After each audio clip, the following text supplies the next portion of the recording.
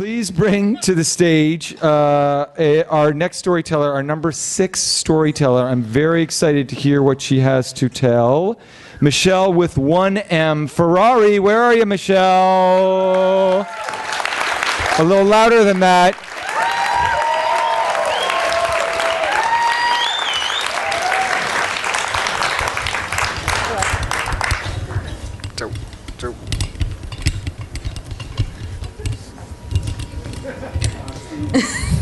There's a Bart joke in here somewhere. I'm literally taking it apart. That's what's happening. This doesn't count in my. The other way? This is not counting your 5 minutes. I don't think that's the right way. I think I was doing it the right way. Honey, I was doing it the right way. I promise you. Just like in the book. Screwing. Righty-tighty. Can I just take it loose and...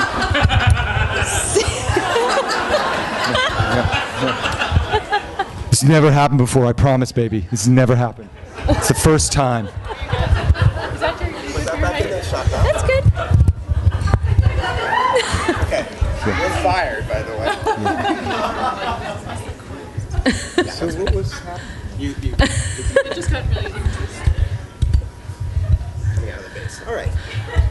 This guy's here. Yeah. Now there's so much suspense.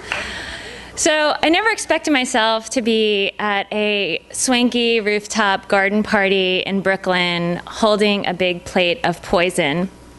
But I was, and this is how I got there. So I grew up in Brooklyn, but not the hipster-filled Brooklyn of today. I grew up in the crime-ridden, dirty, graffiti-covered Brooklyn of the 70s and 80s. So it's a very different place, and I don't go back there that often right now. But my mom still lives there, and I still have friends there. And a friend of mine invited me to come to his big housewarming party because he bought this beautiful apartment with a big roof garden. And I went down for the party, and it was a really fancy party with all artists and designers and beautiful people. And my mom came to the party because I couldn't be in our borough without her actually seeing me physically. So she came to the party and she was there for just a little bit, and it really wasn't her scene, so she decided that she had to leave. But she pulled me aside before she left, and she was like, I feel so horrible that I didn't bring anything. So I want you to come down with me to my car so I can give you a crumb cake, and you can bring it back to the party.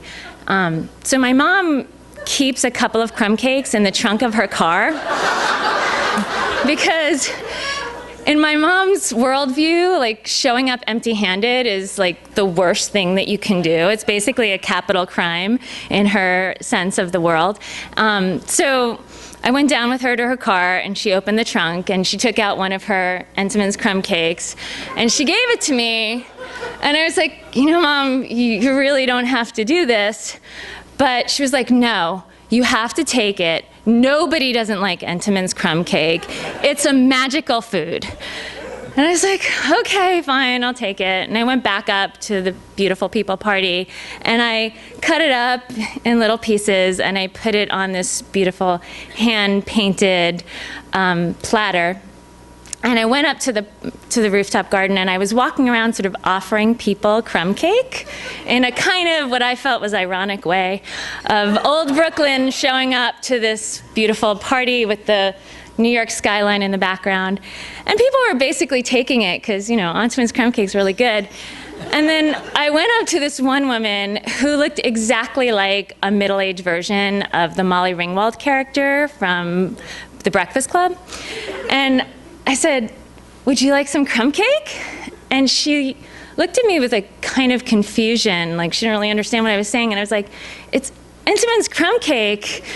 You know you want it. And she said, no, actually, I don't. Because I don't put poison in my body. And every piece of cake on the plate that you're holding is filled with poison. So what do you say to that? I really wasn't expecting that response. So I was kind of standing there like an idiot with a big plate of poison, and I sort of just apologized kind of awkwardly and skulked away to my friends. And on the walk over to my group of friends, I started to get annoyed. Like, I don't usually, get intimidated by people at parties, and I don't usually let people talk to me like that. So by the time I got to my friends, I was angry.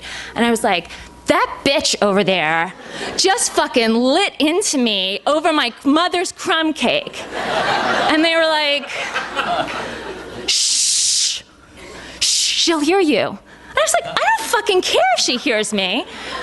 And they're like, I'm like, who the hell does she think she is? And they're like, that's Ursi Pongo. And I was like, who the fuck is Ursi Pongo? So what I found out was that this woman, Ursi Pongo, owns a chain of personal training salons, and she's like super vocal about food issues, and I really should not have been offering her big food crumb cake and whatever. My friends were like, please just don't get into it with her, okay? Like, just please, like, just don't. And so, to be nice to my friend, I was like, fine, okay, I'll let it go. But I spent the rest of the party just sort of like giving Ursi Pongo dirty looks and waiting for her to leave, because she was, just made me feel like kind of out of place, and I just hated her. So we get to the end of the night. It's that time in the party when like there's only a few people left, and you're kind of like hanging out, and Ursi Pongo is still there. And we're all in the kitchen, and we're all kind of sitting around the counter, and in the middle of the counter is that beautiful hand-painted tray with one piece of crumb cake still left on it.